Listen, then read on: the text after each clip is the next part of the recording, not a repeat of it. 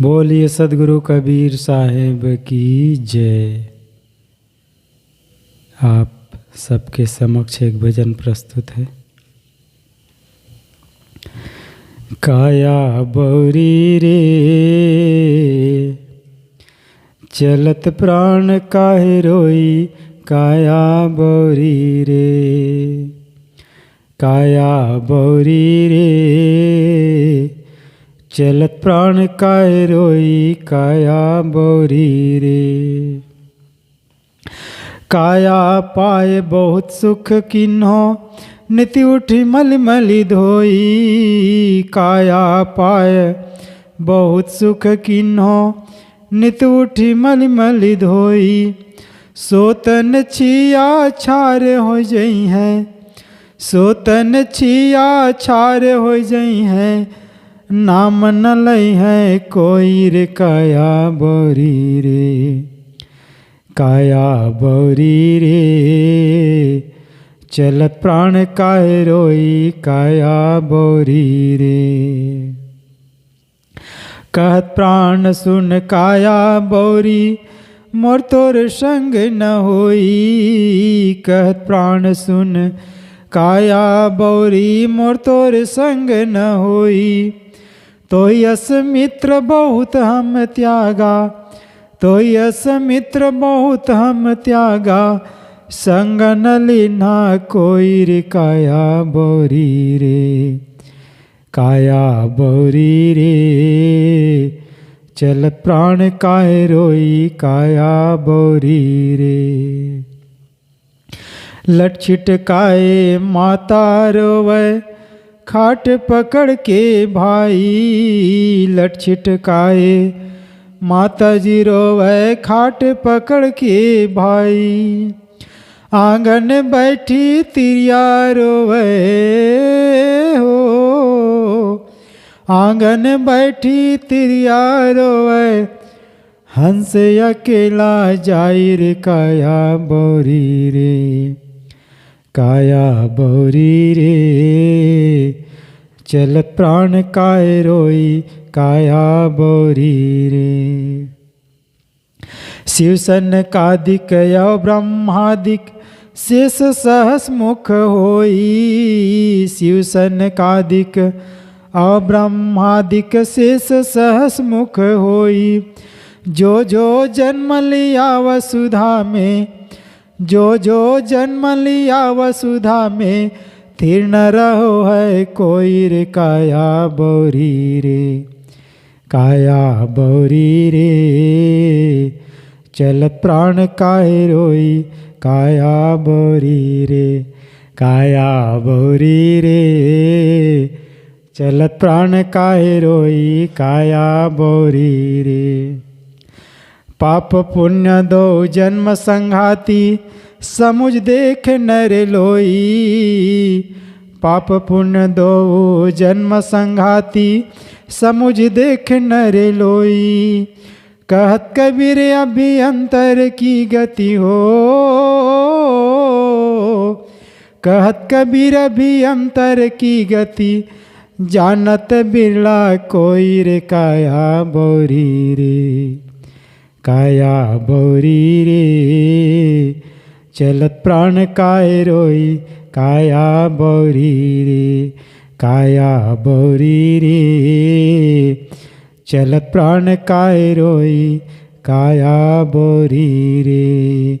बोलिए सदगुरु कबीर साहेब की जय। इसी भजन में साहेब कहते हैं, काया बौरी रे चलत प्राण काहे रोई। जब प्राण निकलने लगता है तब सभी इंद्रियां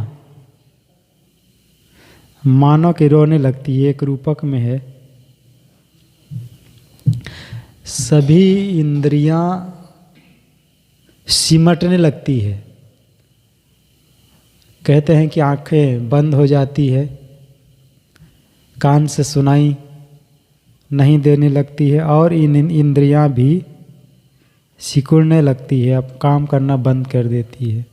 लेकिन काया पा कर के आदमी सोचता क्या है, काया पाए बहुत सुख किन्हो, नित उठ मलिमलि धोई। जिस शरीर को रोज रोज आदमी धोता है और उसमें अनेक प्रकार से सुख मान करके तब धोता है, लेकिन अंतिम में होता क्या है? सो तन छिया छार हो जई हैं, नाम न ले हैं कोई। यह तन एक दिन धूल हो जाती है, तन एक दिन धूल हो जाता है, मिट्टी में मिल जाता है। जला देते हैं तो वैसे भी मुट्ठी भर राख इस शरीर का हो जाता है। गाड़ दिए तो जमीन या मिट्टी के जो जीव हैं, कीड़े हमें खा पी लेते हैं, मिट्टी मिट्टी में मिल जाती है। जल का जो अंश है जल तत्व में विलीन हो जाता है। अग्नि तत्व अग्नि अपना ले लेती है। इसी प्रकार ये जो 5 तत्व का बना शरीर है, ये 5 तत्वों में विलीन हो जाता है। कहने का मतलब यह है कि जिस शरीर को हम सुंदर सुंदर व्यंजन खा पी करके संवारते हैं, अहंकार करते हैं, सजाते हैं, एक दिन वह धूल हो जाना पक्का है। अभी धूल हो रहा है, देखो समय गुजरते चला जाता है, कब बाल पकने लग जाते हैं, कब उम्र ढलने लग जाती है, कोई पता नहीं चलता है। सोचो तब लगता है कि हमारे जीवन की इतनी उम्र बीत गई। इस शरीर का जो समय है वह निकलता चला जा रहा है। कब लगता है? जब सोचते हैं तब। बाकी समय आदमी बेभान रहता है। यहाँ बात यह है कि जिसके लिए हम सजाते हैं, संवारते हैं, अहंकार करते हैं, वह मुट्ठी भर राख हो जाना है। इसी पर साहब और कहते हैं, कहत प्राण सुन काया बोरी, मोर तो संग न होई।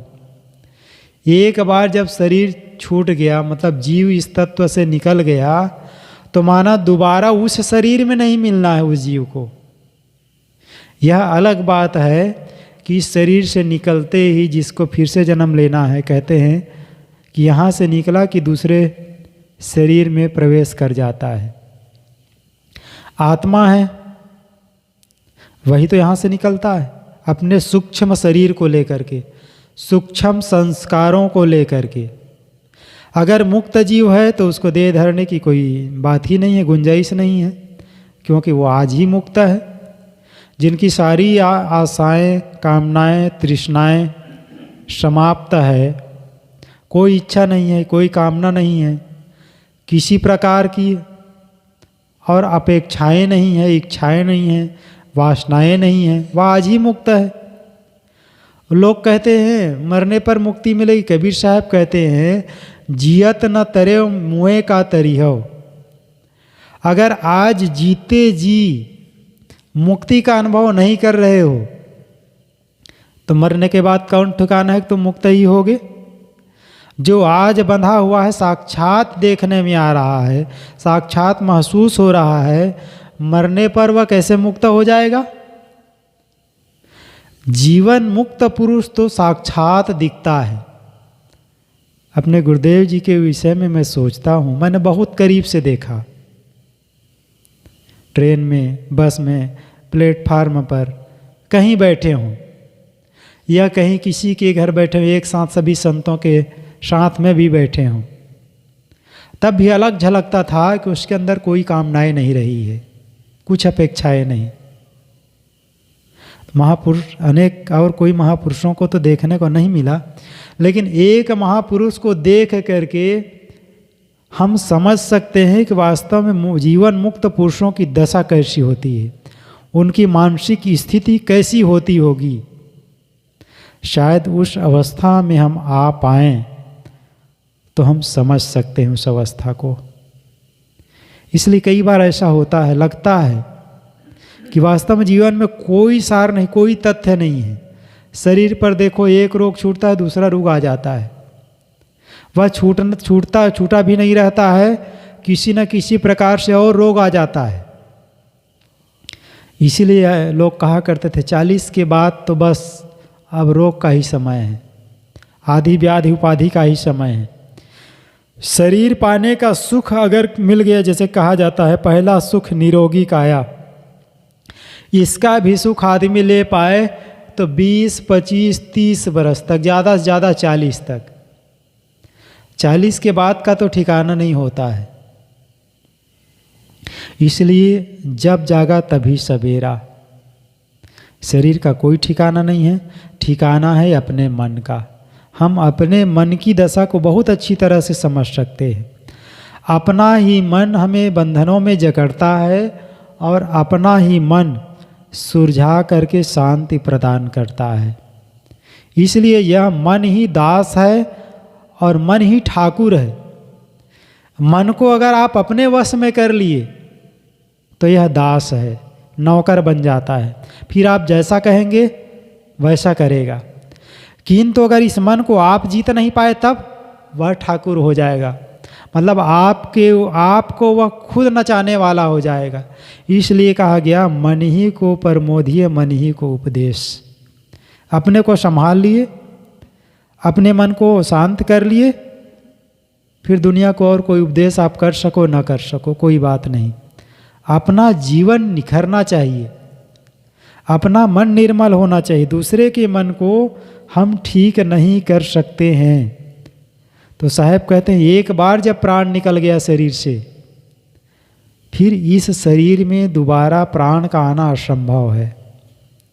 इसलिए शरीर पर हमारा अधिकार नहीं है, अधिकार है हमारा मन पर। यहाँ काया कहती है तो ही अस्मित्र बहुत हम त्यागा। जैसे कि जीव इस शरीर को छोड़ करके चला गया तो कहता है तुम्हारे जैसे शरीर का हमने बहुतों को त्याग कर दिया है। अनादिकाल के संसार में पता नहीं हम कितने शरीर अब तक त्याग कर चुके हैं, लेकिन त्यागने के बाद फिर से मुलाकात नहीं होती है, उसी शरीर में पुनः जाना नहीं होता है। जब कोई प्रिय मर जाता है, शरीर छोड़ करके चला जाता है, तब परिवार के लोग रोने लगते हैं। आगे साहब इसी का वर्णन करते हैं, लट छिटकाए माता रोवे खाट पकड़ के भाई, आंगन बैठी तिरिया रोवे हंस अकेला जाई। ये तो कबीर साहब अक्सर कहते ही है, माता रोवे, भाई रोवे, बहन रोवे, कुल मिलाकर के कुल कुटुंबी जन जिसको प्रिय मानते हैं उसके वियोग में रोते हैं। कब तक? थोड़ी देर के लिए, 2, 4 दिन, 6 दिन, 10 दिन के लिए। अब तो सब समझने लगे हैं, अब रोना भी एक दिन में ख़त्म हो जाता है। जब तक अंत्येष्टि नहीं हुई है, लोग आ रहे हैं, उसी समय में मुलाकात में थोड़ा बहुत रो लेते हैं बस, और रोने से कोई फ़ायदा भी नहीं है। पहले लोग थोड़ा ज़्यादा दुखी होते थे, अब सब जानने समझने लगे हैं कि जो एक बार शरीर से चला गया, हम चाहे जितना रोएं गाएं, कोई आने वाला नहीं है। इसलिए इस रोना धोना को अगर निपटाना है, हमेशा के लिए ख़त्म करना है, तो संत श्री सदगुरु श्री निर्मल साहब ने बहुत सुंदर कहा है, निर्मल इस मर्ज की औषधि समाधि में बताया है। जिसकी समाधि पक्की हो गई, जिसका बोध पक्का हो गया, जिसकी इंद्रियों की कुलबुलाहट मिट गई, जिसके देखने सुनने भोगने पाने की इच्छाएं मिट गई, शांत हो गई, साहब कहते हैं यही वैराग की दशा है। निर्मल स्मर्द की औषध समाधि में बताया है। शम आदि, जहाँ पर समस्त मानसिक विकारों का शमन हो जाए, आदि व्याधि उपाधि सब के सब जहाँ पर मिट जाए, इसी का नाम है समाधि। तो काया को जीतने का मतलब है हम अपने मन को जीतें। बोलिए सद्गुरुदेव की जय।